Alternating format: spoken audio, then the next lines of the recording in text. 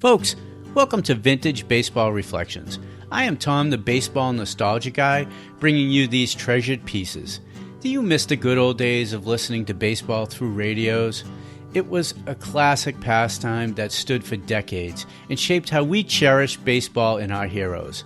These stories are from a moment in time that were heard by fans just like you. They are uncut, unfiltered, simply here for you to enjoy. So I just want you to enjoy this reflection on baseball history.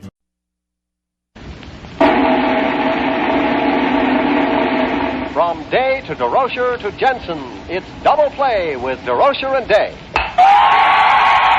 With their guest, Jackie Jenson, here's another chapter of Double Play with Durocher and Day.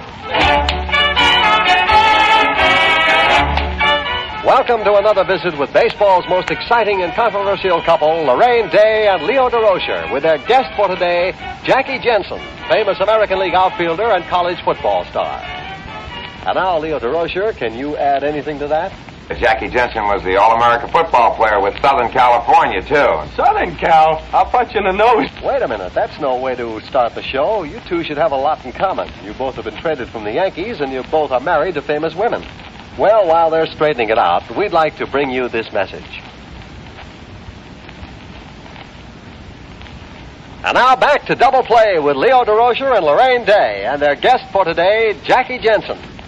It's a little different than that baseball, isn't it, Jackie? Well, I wish it looked about this size when it came in. You do pretty good with it, though. Hey, you two, what's with the football? Don't you know that Double Play is supposed to be a baseball program? Friends, this is Jackie Jenson, the star outfielder of the Washington Senators. Yes, and don't forget, he also played in the Rose Bowl, and he was a great player. Well, this is a baseball program, and I'm here to see that we talk about baseball, so let's get to it. Jackie, why didn't you try pitching when Casey Stengel asked you to in 1951? Well, I'd like to have made a picture with the Yankees, but at the time that he asked me to try pitching, he thought, or was under the impression that I'd been playing ball all winter at home, and we had sort of a miserable winter up in Northern California, and we had a lot of games rained out, and consequently we only played about 4 during the whole fall. When I came down to pre-spring training, he thought my arm was in good shape and good enough to throw the ball, and I was alternating in the outfield and then pitching, and Leo knows it's a little tough on a pitcher to be able to throw that long throw and then the short throw of the 90 feet. I just found I didn't have anything, and so when I played in the inter-squad games, I got my head belted off, and that was the end of my pitching career. It takes pitchers, the ones that we have on the Giants and most every club. You go to spring training, it takes at least 2 weeks before they can start to throw the ball for an inning or 2 innings in inter-squad games. And to take a fella and play him in the outfield and have him pitch also, that's a thing that I think requires maybe 4 or 5 weeks to get him in real good condition. It seems to me that Stan Musial told me he pitched and then he'd play the outfield That for 3 was right. days and then come in and pitch on the 4th Well, day. that's how he hurt his arm. Now, at Daytona Beach, Florida. And he was quite a left-handed pitcher, and he hurt his arm. It was damp and cold down there, and he went out the next day and played the outfield, made a throw, and something snapped in his arm, and he never was able to throw after that. And that's his reason for going into the outfield altogether. Well, here's a letter. Here's a letter from your part of the country, Berkeley, California. It says, the question in it, must be a fan of yours. He says, if you ever have Jackie Jenson on your show, I would like to have you ask him how he felt when the Yankees traded him. Well, I don't think any ball player that has spent any time with the New York Yankees would enjoy the feeling that he's been traded out of the organization. I found that it's a fine organization, great men, swell bunch of players, and of course I was sorry to leave it, but as things have turned out, I knew I'd get a chance to make the regular ball club a little easier than the New York Yankees. I've been playing regularly now, and I think that's one of the biggest breaks possibly in my baseball career. Maybe I could give Casey a hug for it, in fact, because perhaps he has given me the chance to make some money in baseball and make a livelihood out of it, where I was more or less floundering with the Yankees, and they were undecided, and it shows on a ball player's presence on the ball club when he isn't set and he's worrying about something, and I know darn well I was having many sleepless nights.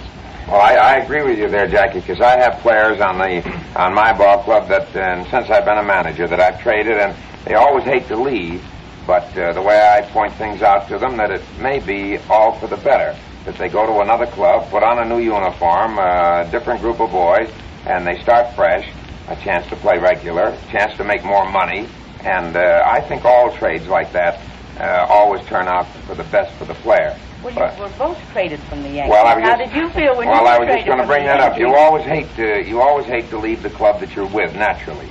And I know when I was traded from the Yankees, I was traded real quick. And I can't tell the good folks here on this program what transpired in the conversation between Mr. Ed Barrow of the Yankees and myself. But I was holding out for a little more money. $1,000 was the difference, and Mr. Barrow, I never will forget it. He's a wonderful man and a great baseball man. I was just a kid at that time, and $1,000 was all the money in the world to me, and I wanted to get it. And I made a remark, I just can't repeat the word, but as I got to the door, Mr. Barrow wheeled around in his swivel chair from the desk, and he said, "What did you say?" And I said, "Did you hear me?" And he says, "I think I did." Well, I said, "It still goes." And he said, "And so do you." And I closed the door, and the next morning at 9 o'clock, I was the property of the Cincinnati Ball Club in the National League. So that's how I was traded from the Yankees, Jackie, real quick. Mine wasn't quite that fast. Oh, I was gone. I never got a chance to argue any more about $1,000. Well, did you know you were going to be traded? Had you received any warning whatsoever? Well, the only warning I had was on the way down to spring training. I stopped off in Reno with my wife, and I got a phone call from San Francisco, long distance, and said, "Hey, do you know that you and Billy Martin have been traded to the Washington Senators?" And I said, "Is that right?" I said, "I'm glad they told me which camp to report to." And he said, "Well, it isn't official, but it looks like it's going through." And so I proceeded on my journey down to Florida, but they hadn't made the trade because I guess they didn't like the publicity they had set up, so they put it off a little longer and a little longer. My name had been mentioned so many times that I guess it made me a little calloused. And by the time I did find out that I was traded, it didn't give me the shock that perhaps that first... There was an awful lot of publicity about it, Jackie. I remember reading in the papers that there was a question of whether you would go and Martin would go or who would go, and you just couldn't get enough players in the deal or something. I don't know what it was about, but I know that there was an awful lot of controversy about it. Well, I hope that answers George Stacy's question. Let's go on to our next one. It says, I follow baseball and also football very closely. It has been my observation that football usually hampers a baseball career. Do you agree? And it's signed Jesse T. Rogers, Tulsa, Oklahoma. Well, Jesse, let's ask a football player. Do you think that football hampers a baseball career? No, I really don't. I think I picked up a few things from football that I wouldn't have benefited from. I think one thing was possibly a tip-off on how to steal a base, which is a big thing. And, of course, my present coach, Clyde Milan, he called Deerfoot, stole 86 bases. He's great. Made Ty Cobb mad, so he stole 96 the next year. But he's been telling me a lot of fine things also. But one thing I learned in football was one way of getting the jump on a pitcher by just using the feet so that you're in full stride by the time you've taken your first or second step. Whereas a lot of your base runners now they aren't in full stride until their fourth or fifth step, and that extra little yardage is just enough for the catcher can get the ball and get you out at second base.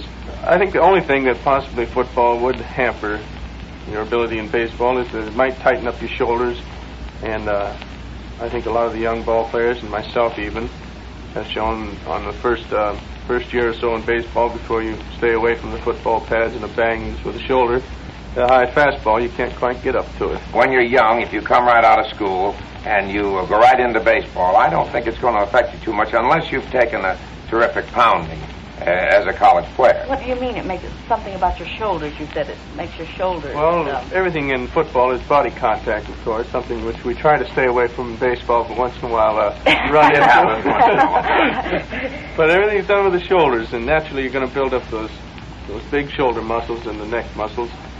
And with a bat, those shoulder muscles sort of prohibit you getting up and hitting that high. You make it muscle bound and can't hit the high fast one. That's what he means if you stay there too long. Klazewski. Well, it bothers him sometimes. Jackie Robinson. Well, now, I don't mind saying right now that if you throw Ted Klazewski a low fast one, and I mean one about 6-8 inches off the ground, he'll really hit it like a golf ball. But if you can get the ball up and in, like Jackie's just telling you, he can't get the bat on it. The same with Robinson. Well, I don't know whether it's the shoulders or what it is, but now let's not talk about Robinson. He's a pretty good hitter. Well, excuse me, before we go into this anymore, I think it's just about time that we let our sponsor get in a few words. And now back to Double Play with Durocher and Day. They always ask about football players coming into baseball. Don't we have any great basketball players that have ever come into baseball? Oh, I had one at Brooklyn, Howie Schultz. You remember him? He played with Hamlin, I believe, out of Minnesota, and he was an All-American basketball player, but he just couldn't play baseball well enough to stay in the major leagues. But is he the only one? I mean, we don't have any outstanding basketball there are others. players that play baseball? With the Yankees right now, Fred's two playing with them that have made their all-conference ball clubs, in Bob Serve, a rookie up, and from Nebraska, University of Nebraska, and Irv Noren. They're both very fine basketball players.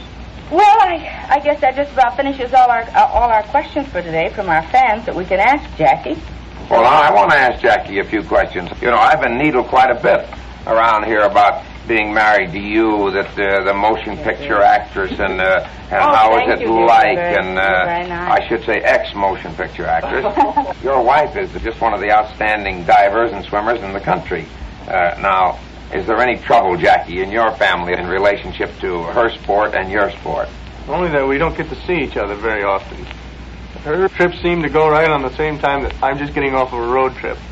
And she's leaving to go somewhere on a tour. I think we figured it out that we'll see each other in 3 months this year. And oh, doesn't seem very much. Is terrible. We've only been married nearly 3 years now, and I can't say that we've been together more than a year and a half, I guess, in all that time. It's tough, but I think the fans get on me a little bit about that, too. I don't know whether they get on you, oh, Mr. Olson, how's your train seal, and well, you see, now you get this, I'm glad. That's the time I'm ready to go, boy. I'm glad I brought that up. Well, they've been giving it to me for the last few years around here, Jackie, about being married to Laraine and everything, and they always call me. I get on the coaching lines in the western cities especially, and they all holler, Mr. Day, oh, Mr. Day. Well, I'm like you are. I get burned up, but of course you just got to go along and take it. Right. Well, I tell you, maybe your wife can arrange a trip for you later on where in the wintertime when she'll go to Europe and you'll be able to take a trip with her. It'd be nice. Well, we could go on forever talking about this, being married to women who have names of their own or have professions, but we just haven't got the time. We're going to have to sign off and thank you for being with us, and thank Jackie Jenson for coming over, and we'll see you same time, same station. Okay? So long.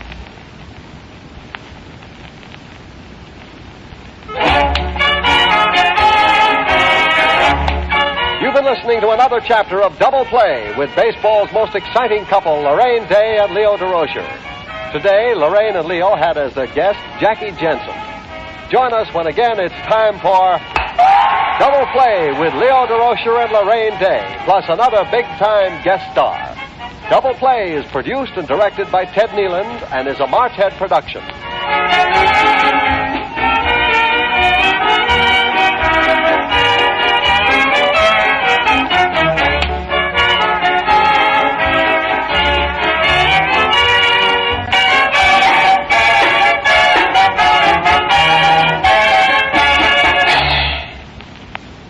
VintageBaseballReflections.com features a treasure chest of baseball audio. The wonderful thing is the audio isn't a guy like me or a few talking heads reflecting on players, seasons, or teams. It is the actual players from that era, announcers from that era, giving you an uncut, unfiltered, unrecent day stance on what it was like then. These are real-time clips from that era. Now, we encourage you to check out our entire back catalog of baseball audio. And if you like old-time games, and folks, you are not alone. Join the membership section to enjoy interacting with fans, scoring games with folks just like you, and listening to hundreds of radio broadcasts that were baseball classics. As a special offer to you, type in "This Day in Baseball" for a discount just for you. And if you enjoyed the show, hit the plus sign to subscribe, follow us on the socials, and above all, share us with your friends who love baseball history just like